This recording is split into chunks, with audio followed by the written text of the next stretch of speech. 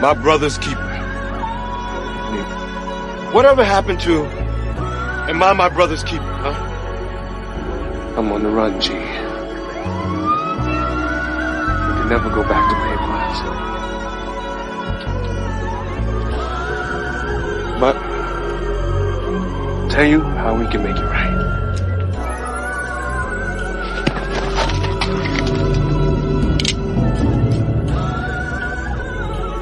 Am I my brother's keeper? Yes, I am. Every hardship I suffer is a blessing I turn. All the pain and the strain into a lesson I learn. Draw it up like the sun so the message gets burned. I don't stress or get depressed, it's just a lesson I learn. Every hardship I suffer is a blessing I turn. All the pain and the strain into a lesson I learn. Draw it up like the sun so the message gets burned. I don't stress or get depressed, it's just a lesson I learn. Life is the you and adversity, I'm a student too. But I can teach what I know, so I can tutor too. Biology first, been through a zoo or two with all these snakes, rats, and pigs that I maneuver through. Niggas switch up on you when your green grow, but it's the envy and hate that make them scheme. So I'm my brother's keeper's the key to making the team glow. Till you discover your brother's mating your queen. Whoa, shit I thought was real was a fantasy trap. Left a callus on my heart, but I can manage with that. I don't fabricate bars, this reality rap. They getting paid for telling lies, that's a salary cap. Watch family disappear, left for dead in the cell. Co-defendant made it home, he ain't present as well. Ain't a ruler big enough for me to measure the hell. Turn the anger and the hurt into these treasures I tell. Every hardship I suffer is a blessing I turn. All the pain and the strain into a lesson I learn. Draw it up like the sun so the message gets burned. I don't stress or get depressed, it's just a lesson I learn. Every hardship I suffer is a blessing I turn. All the pain and the strain into a lesson I learn. Draw it up like the sun so the message gets burned. I don't stress or get depressed, it's just a lesson I learned. Death before dishonor is what they swear, but it's perjury. So the betrayal cut deep as a surgery. All the anguish, the suffering, and adversity gets interwoven through every one of these verses, G. I don't do the fake love or the dramatized, so that fact alone cut off a lot of guys. Plus I got trust issues, yeah I'm traumatized. Santa Claus ain't never been real, even my mama lied. Before you even cooked up the cake on your Betty Crock, he trying to get a piece of the pie. He a petty op, never let him witness you sweat. Keep it steady, op. Judge looked me dead in my eye, gave me a Fetty Wap. They talk a good game, but ain't close to the height. Gotta see him from afar, cause when he close he can bite. That's why you can't afford to be the emotional type on this roller coaster of life. Every hardship I suffer is a blessing I turn. All the pain and the strain into a lesson I learn. Draw it up like the sun so the message gets burned. I don't stress or get depressed, it's just a lesson I learn. Every hardship I suffer is a blessing I turn. All the pain and the strain into a lesson I learn. Draw it up like the sun so the message gets burned. I don't stress or get depressed, it's just a lesson I learn. Yes, you did. Yes, you did, G.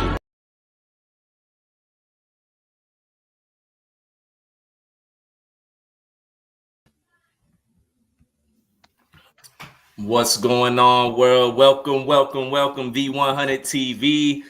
Everybody always asks it like, whoa, why is your theme song so long? The story behind that. Shout out to my brother, man. That's Life.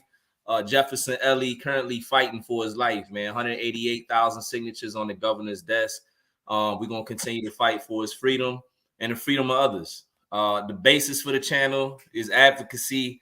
It's telling stories a lot of times for people that aren't able to be heard. And that's what we're doing up here today. You know, you see two people, but we're about to tell the story of probably countless, man, many. I'm just going to say this before I introduce my guest. Today's topic, it's not that I don't have topics that aren't more, I don't want to say that are more favorable than others, but some are more personal. Today we're talking about a little bit of prison, but maybe not so much. We're going to talk about addiction, which impacts me. Currently, my father is an alcoholic. It's not a secret. A lot of families deal with situations like that, dealing with another sibling, dealing with addiction issues, stuff like that. And then we're going to get into mental health, which is also very, very important to me, very, very personal. Me personally, recently being diagnosed with actually 3 forms of mental illness by book, and also losing another sibling to suicide. So that's the basis of today. Is I give it all and just lay it all out there. I want to go ahead and allow my guest to actually introduce himself. I know him personally. we didn't laugh together. We didn't had a argument here. You know what I'm saying? I mean, that's what men do sometimes. Yeah. But the value in it is when you see 2 guys able to work through that. Maybe not. We don't talk all the time. You know what I'm saying? We're out here. We're free now. We're living our lives. But when you can kind of pick up on the same page with a person where you left off, it says a lot, man. So salute to you. I'm gonna go ahead and allow you to introduce yourself. Tell the people a little bit about who you are, a little bit of your background, anything they may need to know, what you got going on, why I got you up here. I done spoke enough. Go ahead, man. All right. First, I want to say thank you, brother, for having me on this show. Like, I was thinking before like praying, doing my prayer and stuff. I do that before I do anything. I try to today. Right. But I was like, well, what am I going to speak about? What am I going to say? And one of the things that God put on my heart is I'm at home with you.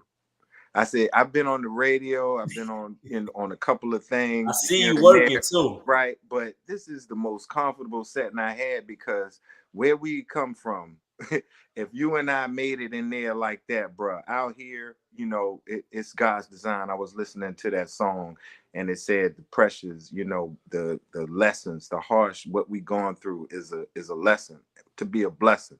And I just want to say thanks, but thank you for having this platform so that we can speak and talk about that hidden treasure that we're letting out right now, because pressure creates diamonds, right? That's it. And what we've been through 19 years, at the age of 19, 23 years, I had an addiction issue. And because of that, the Department of Corrections would put me in prison instead of giving me treatment. And there was a time where I did 10 years for 2 items, 2 bottles of lotion, 2 T-shirts, 5 and 5. That was before they changed the law a few years ago, where there was a 3-time enhancement, right? Yeah. And so I did a decade for less than $50 worth of items, a total of 23. And brother, I want to say, it was a pleasure meeting you. I knew when I met you, it was God's design for greater things. This brother right here, you're not playing with the Christians. Yeah. Church service was serious. Hey man, that's a whole nother Christ. That's a whole nother story. I haven't even spoke about that, man. Like, yeah, you did a great work, brother. You made people feel comfortable to praise God in a place where it was shunned upon, or where people would judge you for wanting to reach something higher and greater while you're in there. Why do you come into jail and prison and look for God? Why not? Do you want me to keep doing bad? Let me add something good to my life while I'm in here. And you were one of the people that stood up at the top and led the way for others to feel free to worship. Had that Bible study, had that cafeteria packed, bro. Man, with a choir and everything. I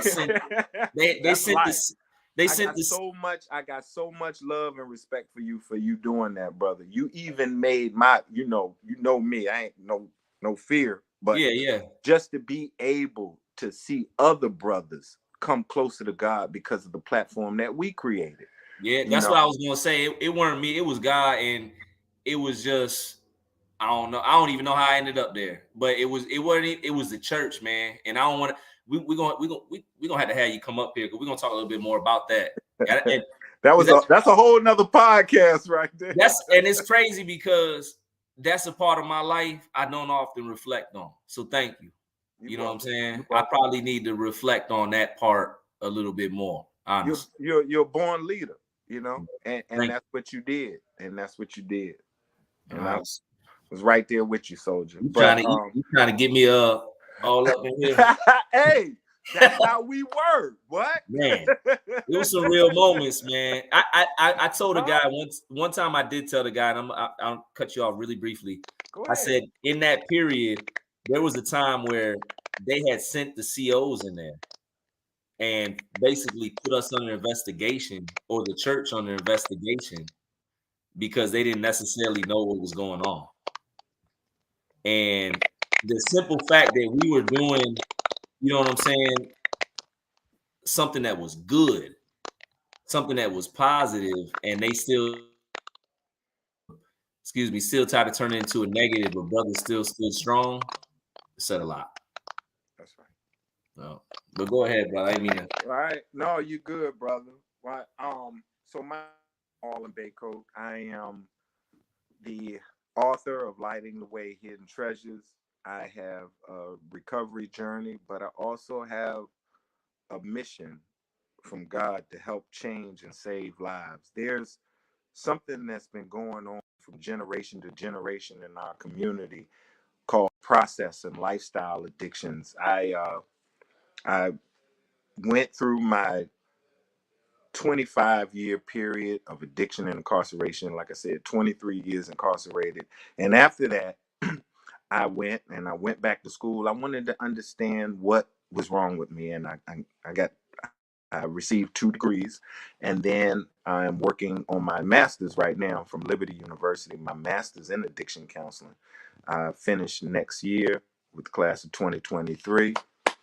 And have my master's in addiction counseling. But I say all that to say one of the things that I wanted to understand was, why do I keep doing things that are harmful to my health and harmful to my life? We saying something, brother? speak briefly. That I already know. I'm gonna get out the way a lot of times during this one. What do you think is the significance in somebody doing that? Because I'm gonna tell you what recently happened to me. I was going through some issues, right, in life, with my marriage, with everybody. It seemed like, from the outside in, a lot of people say, they're like, hey, you know what I'm saying, you got a lot to be grateful for. But I kept finding myself kind of down and bitter. I don't know why, right? So I ended up going to therapy. From therapy, dealing with family history, mental health issues, I said, I'm gonna go do a psych eval. All right. I go do the psych eval. I get diagnosed. After all these, I didn't know the extensive amount of tests they put you through, first and foremost. At the end of it, get diagnosed with type 1 bipolar, which we had suspicions of. You know what I'm saying? Anxiety and depression, which I feel anxiety and depression, so many people had those things, especially now, unfortunately. But the most crazy, like, not even crazy, the one part of the conversation I remember specifically with my therapist that stuck out the most was, or the psychiatrist, she said, hey, what you have, you may have had your whole life. And I'm not saying it would have been like this, but had it been diagnosed possibly and treated, you might not have ended up going to prison. You might not have ended up getting it, because part of the exam or whatever, it's they ask you these questions. You know what I'm saying? And that was a reality, a wake-up call for me. But what are your thoughts on? You kind of Well, just that's exactly what I was going to speak to, because these diagnoses were been misdiagnosed. My research at Liberty University, which they published this year, was on children in underserved communities and how peer support helps them. Kids that are traumatized. My study was done on children in West Baltimore who go to elementary school every day. They walk by and they're, high anxiety, fight or flight is high. It changes them. They find ways to cope, and they become desensitized to the violence and the lifestyle that's around them. So I've been calling, what I'm trying to name as a process or lifestyle addiction, is something that we could change, because a lot of times we become comfortable in our mess, in our chaos. Chaos is what we're normal. It's a normalcy, right? But these children, they don't get fair. They get ADHD, like you said, anxiety, bipolar. No, you have a process, a lifestyle addiction. the same diagnosis that fit the substance use disorder class in the DSM-5 and the new DSM-5 TR, which is what all the psychiatrists use the same diagnosis, the same symptoms, the same behaviors that are in Overeating, Gambling Anonymous, the disorder that I have to do this thing. I crave either taking a substance or I crave a certain feeling or emotion are the same things that describe the process of lifestyle addiction. So if you have a whole community of people who are traumatized because they're witnessing violence, they're come from broken, their homes are, they're being abused and neglected in the home, which a lot of the children I work with and did the study on are, then you're going to become accustomed to it, right? But they don't name it. And that's the sad part. And someone told me, because I called the American Psychiatric Association up, the APA, who creates the DSM-5. I said, why don't our children have fair representation? You got Overeating and Gambling Anonymous. That's not killing people. That's not sending people to jail. And no, those things don't. But if we could, like you said, if we could fit a diagnosis with it, we could stop that. Someone said if they put a name to it, they can treat it, and we'd empty a lot of prisons, because then we would know what to treat. These kids are traumatized. The main basis behind it is trauma, what you went through. I just hearing your story, like you said, if with the bipolar and all that. No, people acting up and down because they've been through stuff. Give them their trauma treatment. Give them their diagnosis for process and lifestyle addiction, because then you wouldn't be able to punish. You wouldn't be able to punish an emotion. You wouldn't be able to punish a disorder, something that they didn't ask for or take on themselves. These children are 6, 7, 8 years old going to school. And in the study I did, it was sad. It said, a minority child in an underserved community, a female, watches her male counterpart die at an earlier rate than any other race in the country, than any other socioeconomic class. So these little girls are growing up watching it, and it says it gets worse. It says from 12 to 17, and this came from this actually came from, which one was this? This was from the Mayo Clinic, and these children, these little girls, they don't even get to watch their male counterparts grow up, and that's something that they deal with. The males, they're killing each other, and there's nothing in this country to help stop that. We have politicians on TV. They get on TV when there's a murder or a senseless murder where it's a tragedy where children or some innocent bystander is killed. And then you want to get on TV and say, man, don't you stop patronizing my people. You don't live where they live. You don't walk where they walk. And then you want to get on TV when they lose a loved one. Do something to fix that. Stop getting on TV. I hate that, bro. Do something. Like, there's something that can be done. There's people that can make changes, and there are people making changes. Don't get me wrong. Yeah. There are some politicians and some people doing some things, but we've got to get to the root. We keep talking about we're going to solve a problem. We're going to help. We're going to stop this. We're so sad this happened. Well, show us you are. Real tragic. One thing we know where we come from, and this is where prison gives a lot of good life lessons. Wherever there's something tragic or real, what is the word, grave going on, guess what? It requires a grave answer. No question. It's got to be. It's got to be equal or greater effort. You can't let it slide. So if the murder of young children, our neighborhoods, this gun violence is a big issue, then you need to do something grave. You can't keep saying we getting ready to discuss legislation and all that. You had to do something. Grave things require grave measures. You have to enact, and it's not taking guns off the street. Let me tell you that. Because you're not going to arrest or take enough guns off the street for it to stop. Right. And that's what the state of New York realized. And they said, well, it's unhealthy to get shot, so we'll give the gun violence issue to the health department because it's not healthy to get shot. So the state of New York was smart. They modeled a program after Chicago called the Snug Program. And what that program does, my cousin Damon Bacote runs it for the whole state of New York. And he works for the health department, and he's helping to end gun violence. And I have the numbers from the Gifford Law Firm.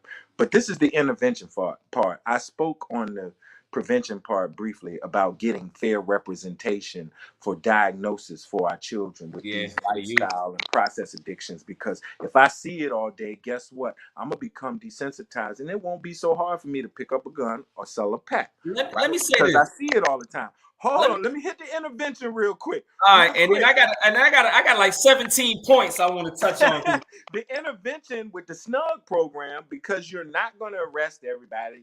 We've been trying that. We're tough on gun laws, all that. No, you're not going to do it. We know that it's been going on forever. There's more guns here than any other nation, and right, so it's not going to happen. So what you need to do is the intervention part, like put it with the health department. Say, okay, Virginia Department of Health, we're going to go in, we're going to try and make a healthy way for people to not get shot. And so what he does in that program, he goes around, he picks people out from prison who are coming home. He says, Marlon, I don't get anybody with less than 10 years. I get high-ranking gang members, people who have done a lot of time. I train them before they come home. When they come home, I give them a job to help keep their community safe, put them back in the community, and it's working.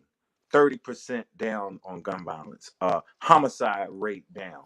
Everywhere he has people who have come home, and number one, he's made them feel good about themselves. They have a job with the state of New York after just doing time with the state. Right, they got value, right? And they're credible messengers. That's something I heard recently at a public safety roundtable here in Virginia, called credible messengers, right? People who children, adolescents will listen to, that they understand, okay, this man is who I'm looking at myself, even though he might have on a suit. When he takes his shirt down, he's tatted up, he's got the scars, he's got the wounds, but more importantly, he has those scars on his heart and emotion, because the outside means nothing, but it's everything on inside. And guess what? These kids are resilient, and they're very smart. They can pick up on stuff. They are, man. Good. They can look in the eye, and they know when someone is telling them, look, I want you to live, man. I don't want you to go through what I went through. I used to tell kids, I used to tell them when they come in, I say, look, I did 20-something years. I miss my kids' birthdays. I miss mamas. My mother missed me. I had many nights my mother would cry because she couldn't hold her baby. I said, if I did all those 23 years just so you don't have to keep coming back here, it was worth it. Right. And when I look them in their eyes and tell them that, they're like, damn, bro, that's deep, bro.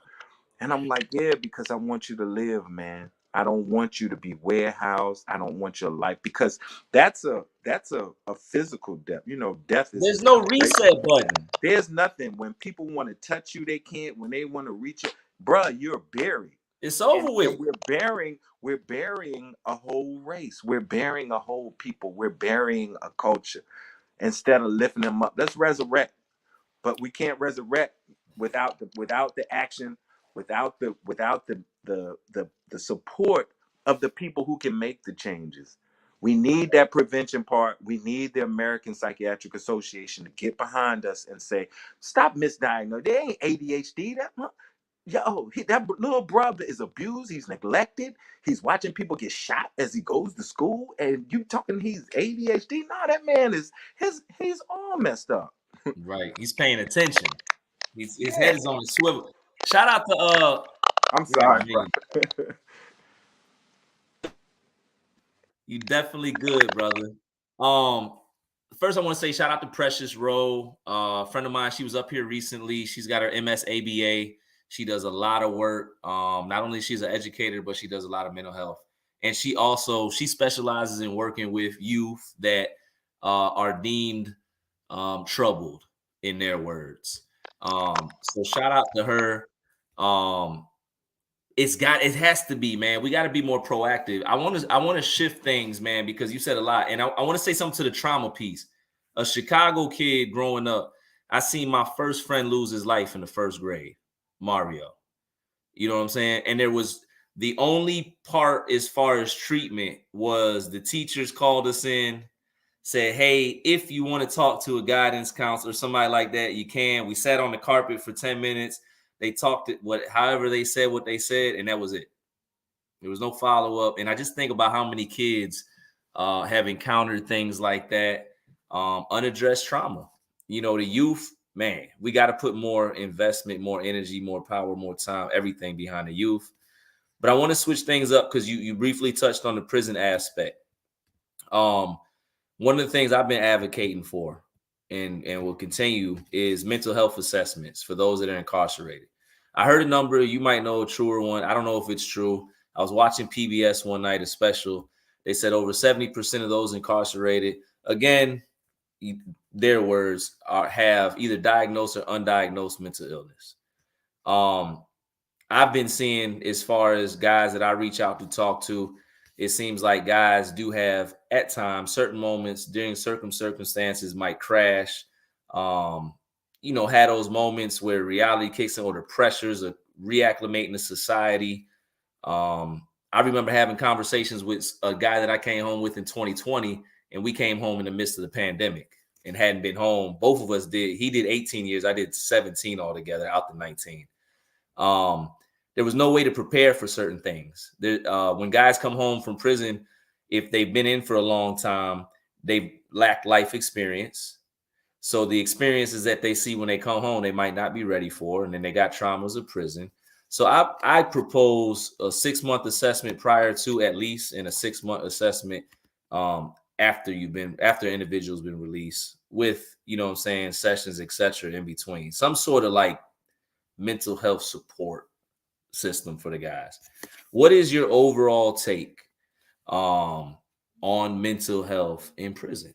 Like personal experience, what you see, just anything. Well, I definitely have to give a shout out to Indian Creek and the therapeutic community. As much as, coming from that life, we like, nah, forget them. I have to say they really are, but you have to go for it just like any other thing else, because it is prison. But if you want treatment and help, they do a lot. I had an individual psychologist, a grad student from ODU, work with me for a year before my release. And but I know that's part of the reason I'm right here before you right now. She helped me break through things I hadn't been able to break through in over 30 years. And That's what's up. yeah, she did a thing called DBT, Dialectical Behavioral Therapy, as opposed to CBT, which is used widely in the prison environment, and the feds still use it, I believe. But that's your behavior. Basically, in layman's terms, your behavior is linked to your thinking and your attitude, right?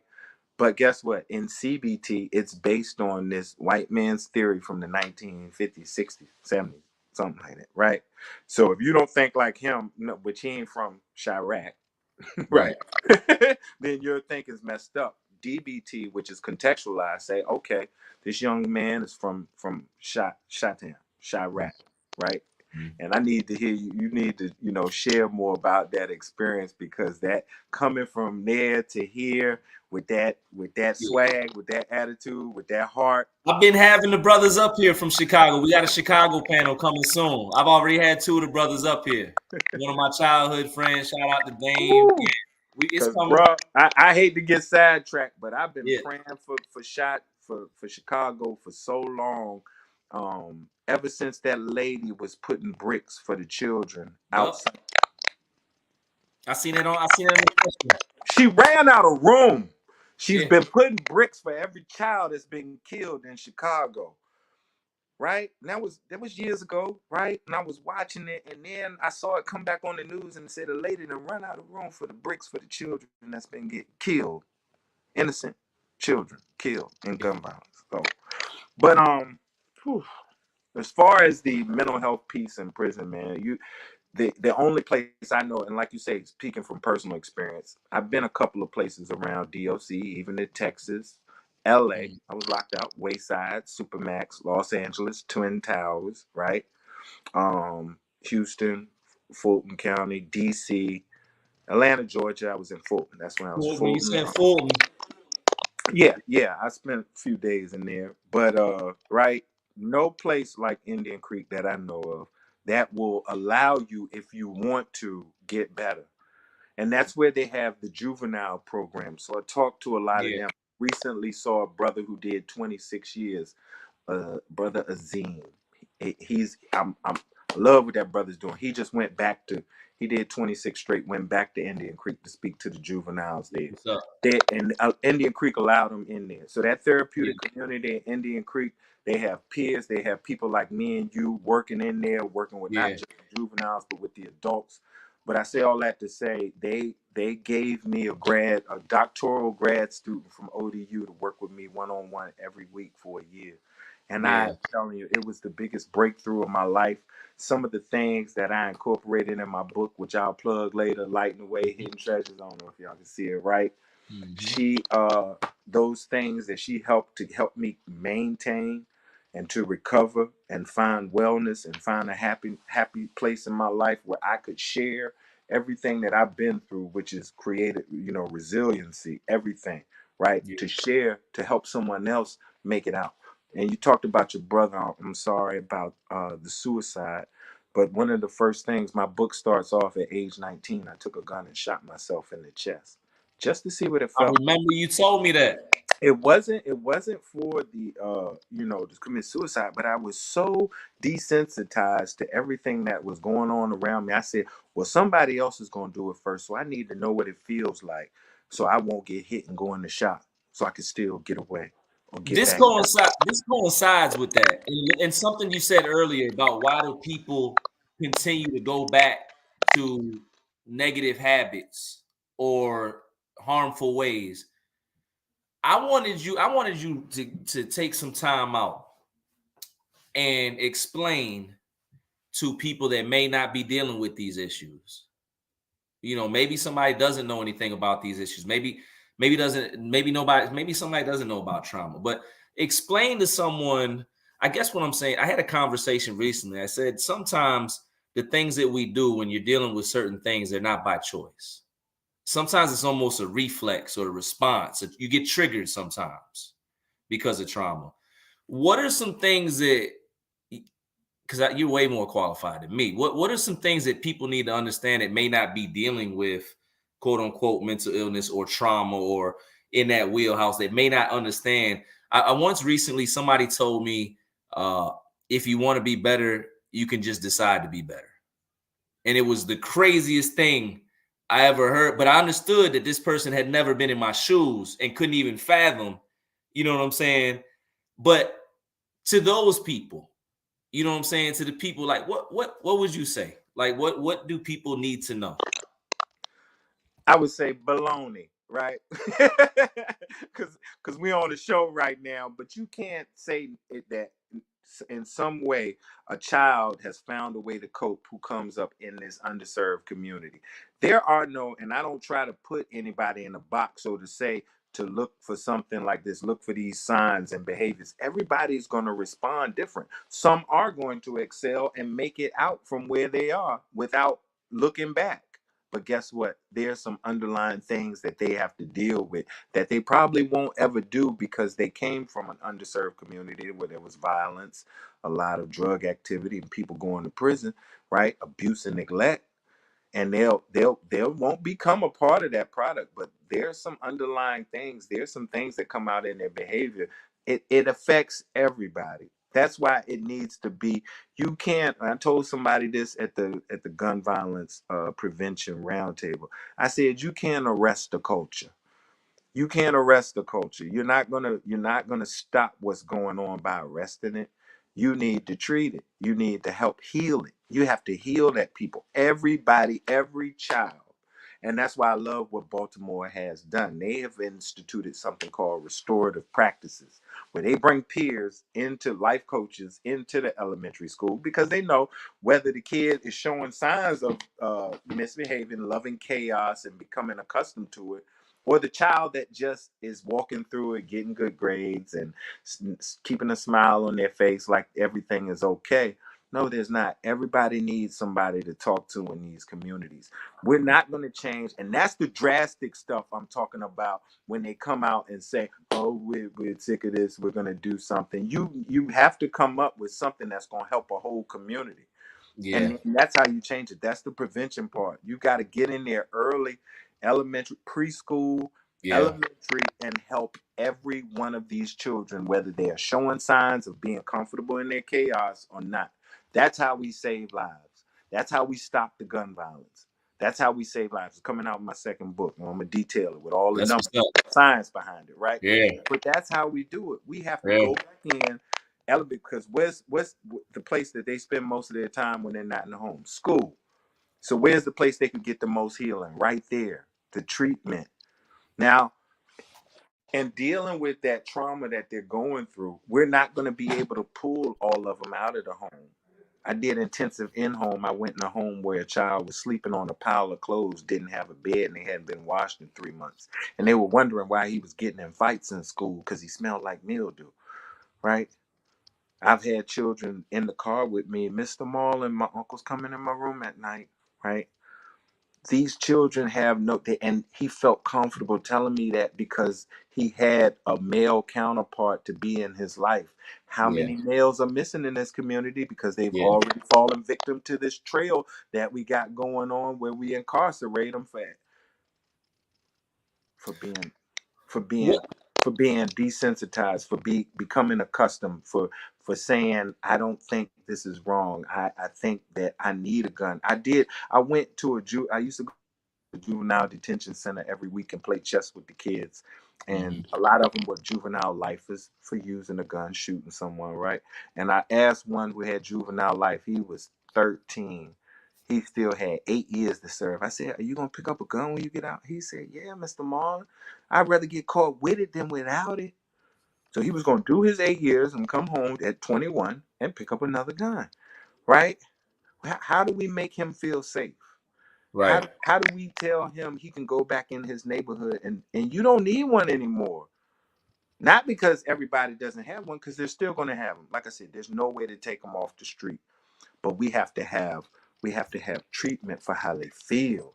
Hurt people hurt people. You better bet it. Help that brother. If that brother, and I used to tell him, I used to try to build him up, that same one that said 8 years from now, I'm going to come home. I shot somebody at 13. I'm going to shoot him at 21, right? Brother, you are more valuable than that. Don't waste your life. And he told me things like his father wasn't present.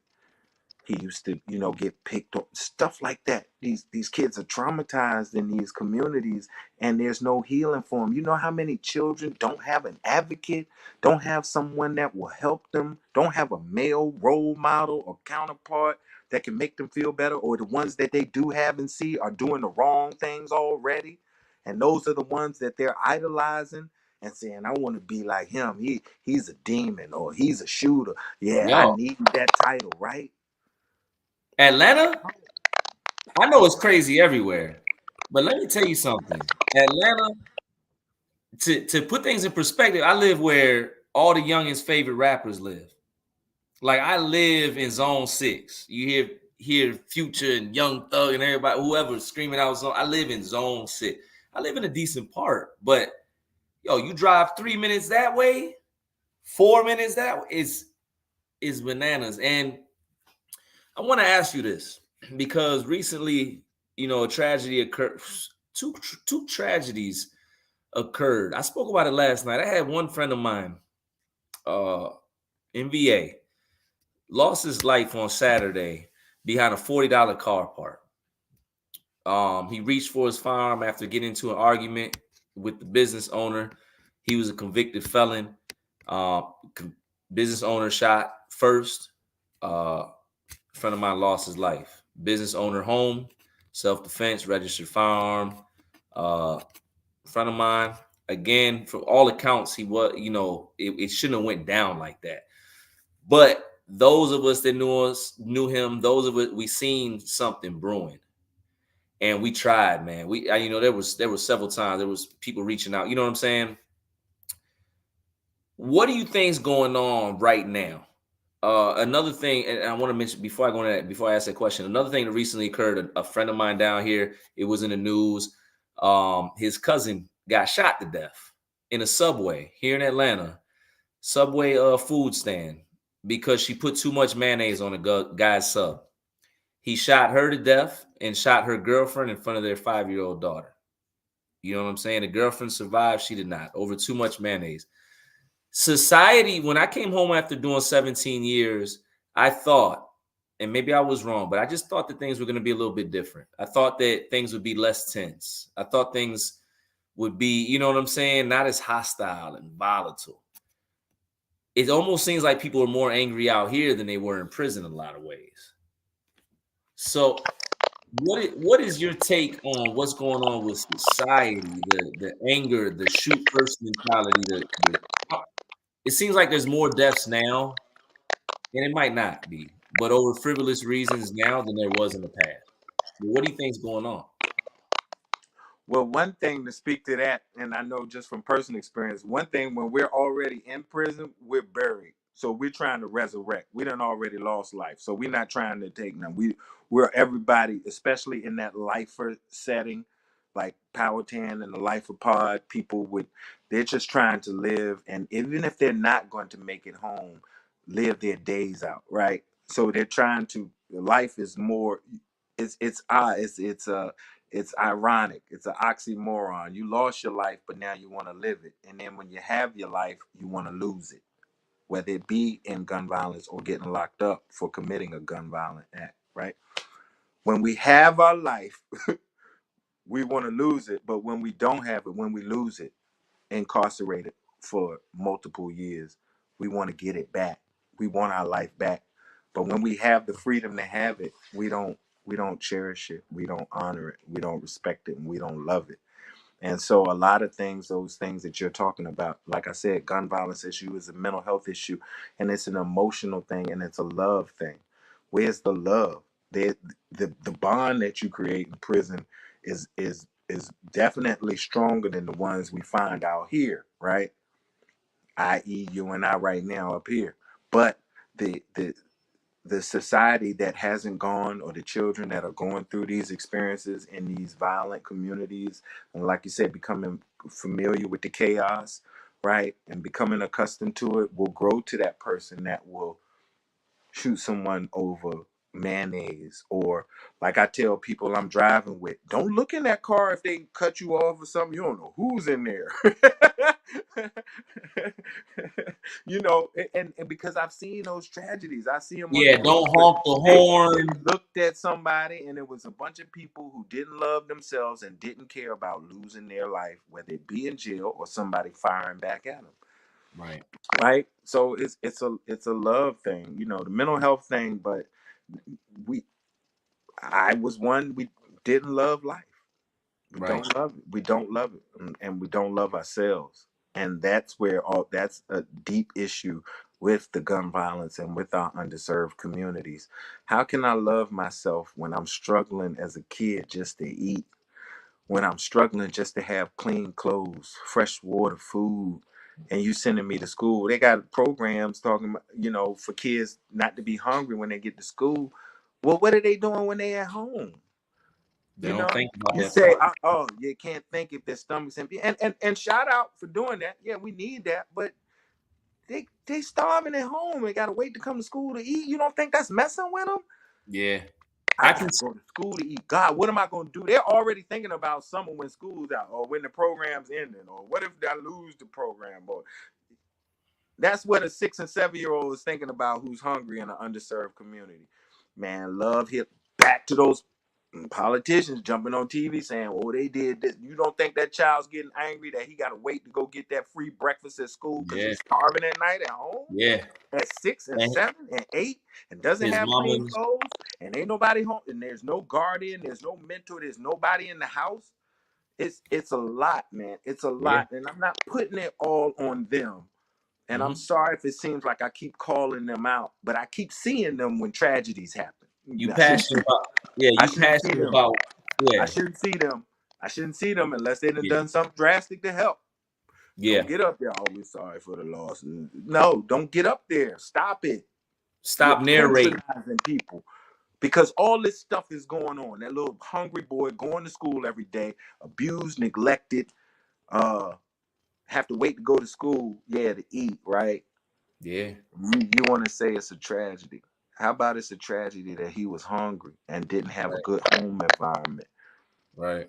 That everybody in his community hated each other. There was a lot of hate. There was division. There was violence, there was shootings on the same block, right? Right. And I he's want to growing switch. up learning it. I'm sorry. We gotta heal, man. We gotta heal our people. We do. We Can't put it definitely on do. them because it falls back on us. But people like you and I are doing what we need to do, and there needs to be more men doing it. The women can't do it because there's already a few of us. We're already a lot of us are incarcerated or dead, right? The men need to step up. So I'm calling my black men out too. I'm calling minority men, white men. It doesn't matter. They need somebody, a male role model in their life. I'm calling the men out, right? Yeah. You can't get mad with what's going on if you're not out there doing something to help. That's it. You shouldn't post anything about it. You shouldn't, this is sad. No, go out there, go get a kid on the football team, go do something, pull him out of his home, because the only time he's eating is at school. So you might be the guy that can go get him a snack, pick up a kid as a mentor, a big brother or something. Calling you out too. Calling you men out. Stop saying you a leader. Stop saying you a big homie. Stop saying you all that, and you're not doing what you need to do. A lot of us as men, we want a certain level of respect. We require or we request a certain amount of respect, but we're not moving in a way that we should get it. And anybody that's out there saying, "Well, I don't know where to start," go to the trenches. Go to the trenches. Like bro said, go to the trenches. There's every day you're gonna see somebody out there. Go to volunteer in the football field, wherever it is, man. Get active, and get involved. That's it. The other thing I want to say, I want to kind of switch gears for a quick second, because we didn't really get to touch on it, but I want to touch on it briefly. We didn't get to touch on too much about the addiction aspect. I just want to ask this question, you know what I'm saying? Touch on it. What are some things that people that may not have dealt with addiction issues or whatever it is, right? Whatever words they want to coin. What are some things that people need to know about when it comes to addiction? Well, I would say with addiction, just like it now, they actually labeled it in graduate school in the new recent studies and research, and what the American Medical Association and those doctors have found is that the addiction is along with the substance use disorder, and that process and lifestyle addiction is just part of that, like the same behavior. So addiction is relative to not wanting to feel, or something that makes me feel better. Like nobody's going to keep doing something that's going to keep landing them in jail or homeless or living in the street, losing families, jobs, wives, if it didn't do something to help with something, right? So how do we replace that? How do we say you don't want to feel the trauma, or you don't want to feel what you've gone through, and the substance, the endorphins, they are released, all right, and it's like, wow, I feel better for once in my life. And endorphins are created through more than just substances. It's just substances, especially those like cocaine, increase the endorphins at an astronomical amount, right? It's like 100 times the endorphins of a normal person. So you're feeling so high, right? But then how do you find that again? So you have to go back to the substance to get that good feeling again. So it's medical, it's science behind it, right? But it just doesn't deal with substances. It deals with behaviors.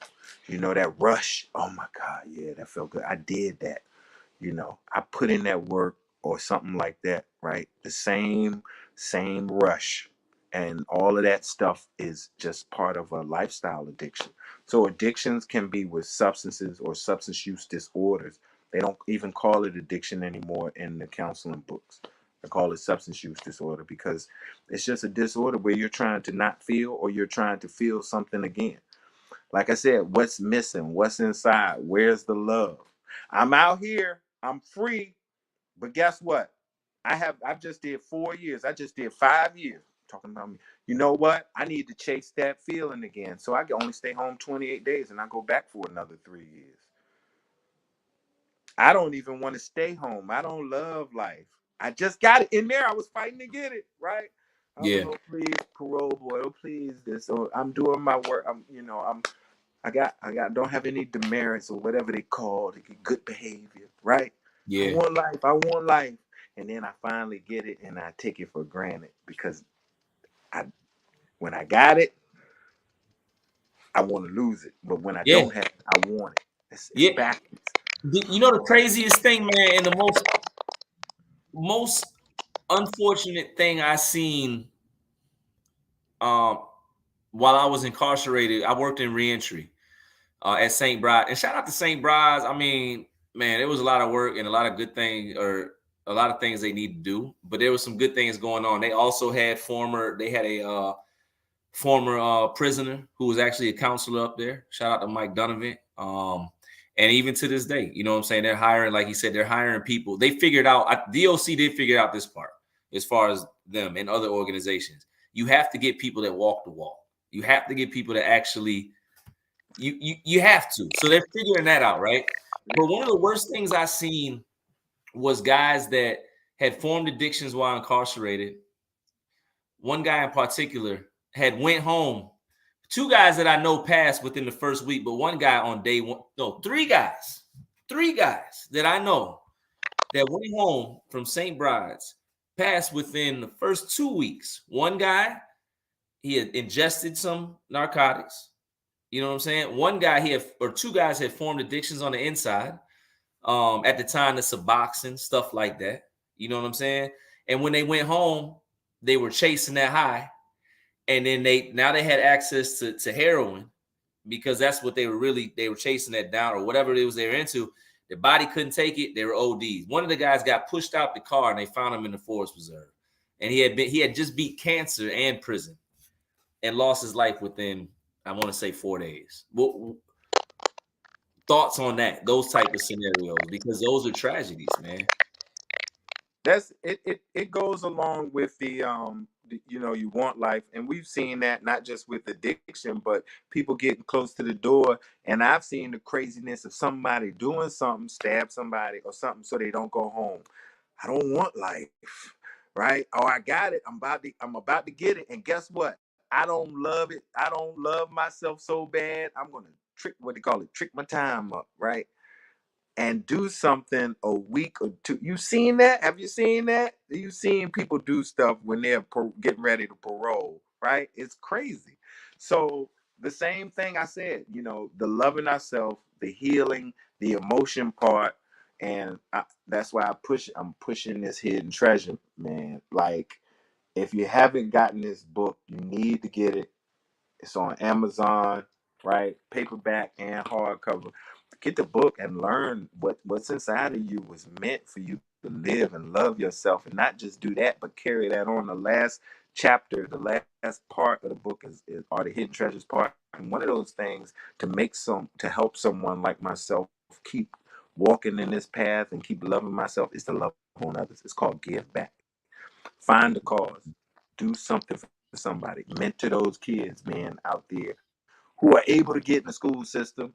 They won't let it, it's a lot of red tape, but you men out who can do that and show up. There's kids who don't have someone, a big brother or mentor in their life to do anything with them.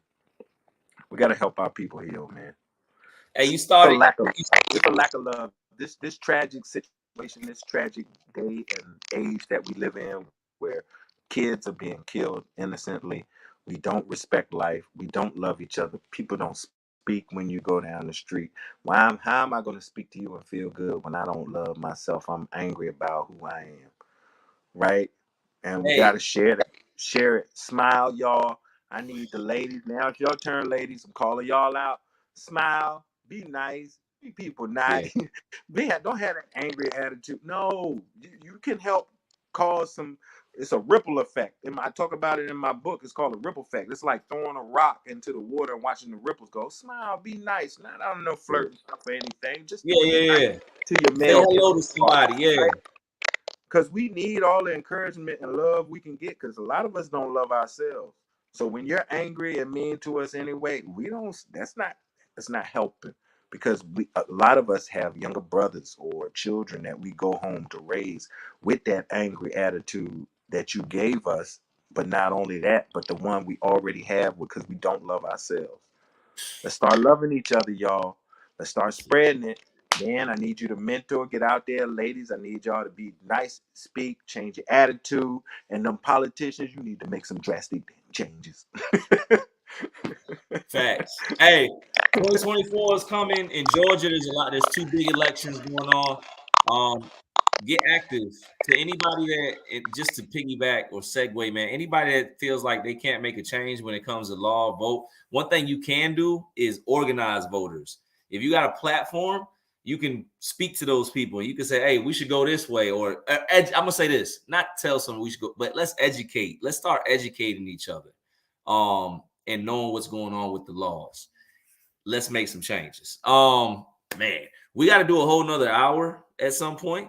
We're going to have to get you scheduled back up here because we didn't really, I feel like we barely got into it, but it was a lot of good stuff said. A lot of stuff that needed to be said. I wanted you touched briefly on it, but I wanted you to take some time and let everybody know about your book. You got another book coming out. You just spoke about next year, you know what I'm saying, a degree, just everything going on, where they can find you, anything people need to know, man, about. Well, I just want to help spread this message of hope, and I need support behind me. Instagram, Facebook, whatever, follow Twitter, so I can get before the people, so that my message can get before the people that it needs to be, that need to hear it, so we can really make some changes. And that comes through social media. That comes through having, power to access things and get the book, right? But I just want to get my message out. God's put me on a mission ever since, my 3 decades, over a quarter of a century in the wilderness. Now I'm walking the path, and I just want others to find it in this book. And then the one that I have coming out next year called Saving Lives, which is the clinical work and the experience behind ending the gun violence in our underserved communities. Outside of that, yeah, I'm gonna walk next year, make mama and daddy smile from heaven, because they did a lot of crying and praying and all that at night, not knowing where I was. They used to. It's sad to say That's they a would blessing. say, in the 23 years, we feel safer with you in there. No, we don't want to get you a lawyer. We want you to go to prison. To have your mother and father say that to you, man, because I don't know how to act when I have my life, when I have my freedom. I'd rather lose it. And they were just trying to do anything because they couldn't understand it. We don't want our son to die in the street. We'd rather have him go somewhere where we've seen him try to live and try to come back home. Yeah. Great. My mother said the same. My mother said when I got locked up, she no longer had to worry about the sirens, because she said every time she would hear the sirens, she didn't know if something happened to me, if I got arrested. She just didn't know. And it was at first when I heard that statement, she was relieved that I was on the other side of the wall. Man, it hurt. But as I grew older and matured, as we often do, I kind of understood. You know what I'm saying? To my parents, we spoke a lot about the youth. Man, may you never go through a situation where your child is in a bad situation, volatile situation, or could be facing incarceration, anything, man. May you never do that, but just be more proactive. Not saying that you want anybody. I want to say this, but there's always room to be more. There's always, especially when it comes to the youth. The same time we take a lot of times to watch TV or flick through IG or whatever it is, we could take 20 minutes to have a conversation with a youth, a child, somebody passing by.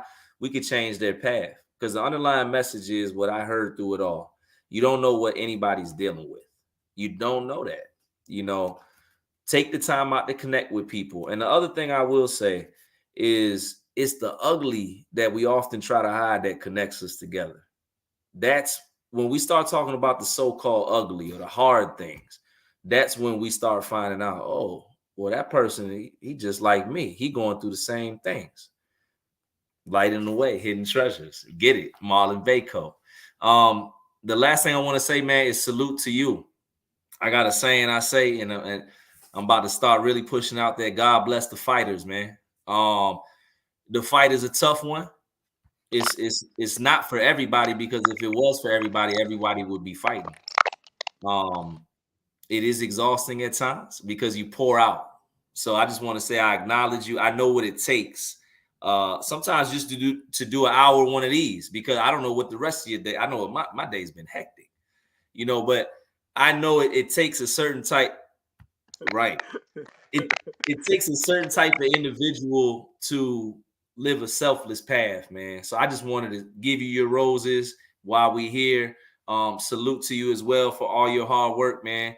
I just want to ask you before we bring it to a close, any final message, anything you want the people to know, or anything, man. Maybe a lesson you learned, or just a mess, whatever it is. Yeah. I just want to say thank you, brother. Salute to you also for everything you're doing.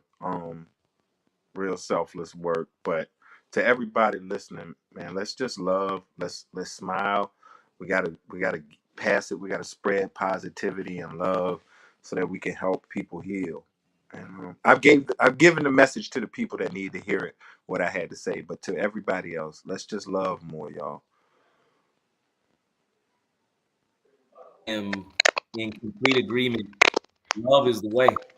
That's right. Hey, peace is the way, because everything else outside of that, man, not a good look. That's right. That's it.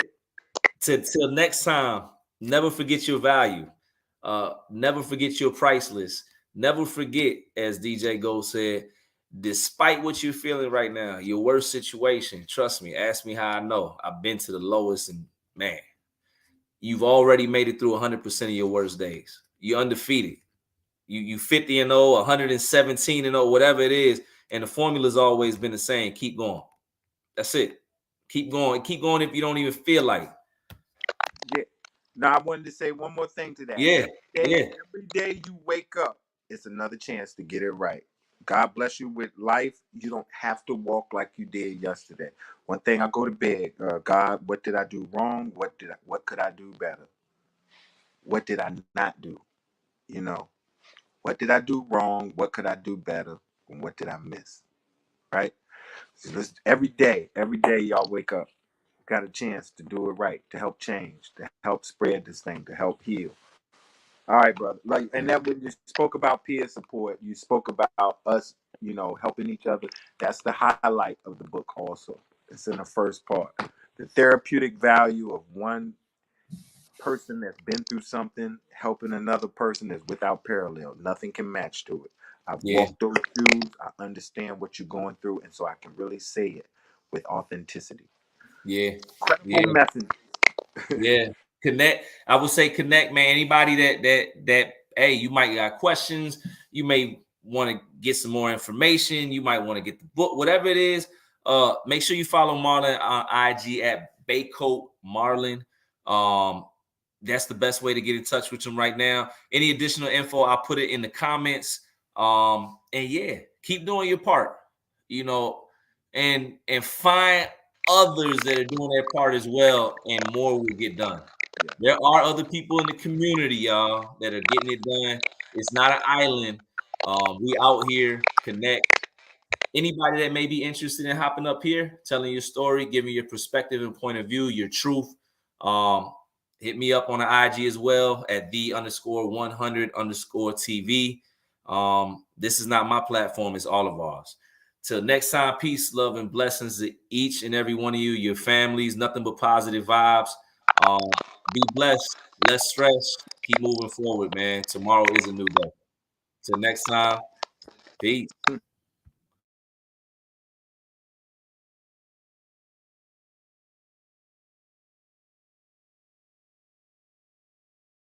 Yes, you did. Yes, you did, G. fucking cane. My brother's keeper.